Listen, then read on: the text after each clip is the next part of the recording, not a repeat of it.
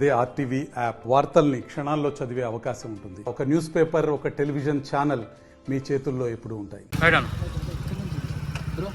ఈరోజు భారత communist party CPI ఆధ్వర్యంలో రాష్ట్ర వ్యాప్తంగా మరి రైతు సంఘాలు చేస్తున్నటువంటి మరొక ఆందోళనకు మద్దతుగా కలెక్టర్ కార్యాలయం ముందు నిరసన కార్యక్రమాలు నిర్వహించడం జరుగుతూ ఉంది. అందులో భాగంగా ఈరోజు మంచిర్యాల జిల్లా కలెక్టర్ కార్యాలయం ముందు సిపిఐ పార్టీ ప్రజా సంఘాల ఆధ్వర్యంలో మరి ధర్నా కార్యక్రమం నిర్వహిస్తూ ఉన్నాం. కేంద్రంలో ఉన్నటువంటి బీజేపీ ప్రభుత్వం మరి ఎన్నికల సమయంలో మరి రైతే రాజ్యం రైతులే అని చెప్పినటువంటి ఈ నరేంద్ర మోడీ ప్రధానమంత్రి మరి రైతుల పట్ల వివక్ష చూపిస్తూ మరి గత 2 సంవత్సరాల క్రితం మరి రైతులు మరి ఆందోళన కార్యక్రమం చేసి సుమారు 750 మంది ప్రాణాలు పోవడం అనేది జరిగింది. మరి అప్పుడు ఉన్నటువంటి మరి వాళ్ళు చేస్తున్నటువంటి ఆందోళన 350 రోజులకు పైగా మరి ఆందోళన కార్యక్రమాలు నిర్వహించడం జరిగింది.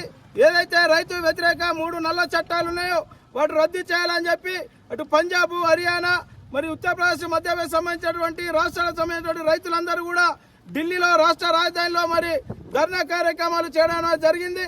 మరి ఆనాడు శాసనసభ 5 రాష్ట్రాల ఎన్నికలు ఉన్నటువంటి సందర్భంలో మరి ఎక్కడ ప్రభుత్వం పడిపోతుందని చెప్పి మరి నరేంద్ర మోడీ దిగి వచ్చి మరి రైతులకు క్షమాపణ చెప్పి మరి ఆ యొక్క నల్ల చట్టాలను 3 చట్టాలను రద్దు చేస్తారని చెప్పి దాన్ని కమిటీ వేయడం జరిగింది.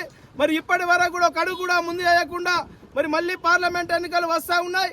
మరి ఇప్పటికైనా ఏదైతే మరి వారి నల్ల చట్టాలు 3 రద్దు చేయాలని చెప్పి ఇలా కనీస విద్యుత్ చట్ట సవరణ బిల్లు అమలు చేయాలని చెప్పి మరి ఏదైతే వ్యవసాయ బావులకు ఉచిత విద్యుత్ ఇవ్వాలని చెప్పి ఇలా రైతులు పండించినటువంటి పంటకు కనీస మద్దతు ధర ప్రకటించాలని చెప్పి ఇలా పెట్టినటువంటి పెట్టుబడి రాక ఇలా అన్నదాతలు రైతన్నలు ఎంతో మంది ఆత్మహత్యలు చేసుకోవడం జరుగుతూ ఉంది.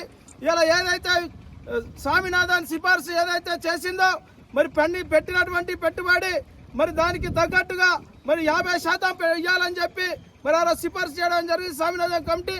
అవన్నీ కూడా అమలు చేయకుండా మరి గద్దెనెక్కినటువంటి ప్రధానమంత్రి బీజేపీ ప్రభుత్వం కేంద్రంలో ఉన్నటువంటి పాలకులు మరి రైతులపై శాంతియుత మరిన్ని వీడియోస్ కోసం ఛానల్ ని సబ్స్క్రైబ్ చేయండి. లేటెస్ట్ అప్డేట్స్ కోసం వాట్సాప్ ఛానల్ ని ఫాలో చేయండి.